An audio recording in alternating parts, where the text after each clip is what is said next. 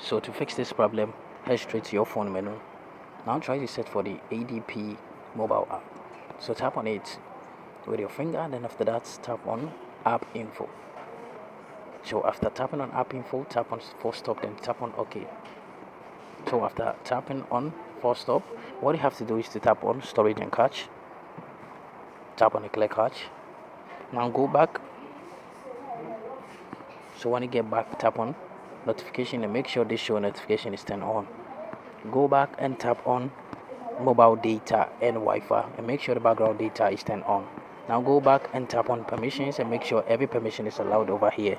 So after doing all this, what you have to do is to get to your Google Play Store. So when you get to Google Play Store, or when you go to Google Play Store, what you have to do is to search for app ADP Mobile Solution. So when you get this app, what you have to do is to tap on Update over here. So when you tap on Update and this device is when it updates its own self by reinstalling, you are going to get the latest update. And after that, what you have to do is to restart your device. So you have to tap on your power button for some while, tap on restart, then tap on OK, and this problem is going to be fixed.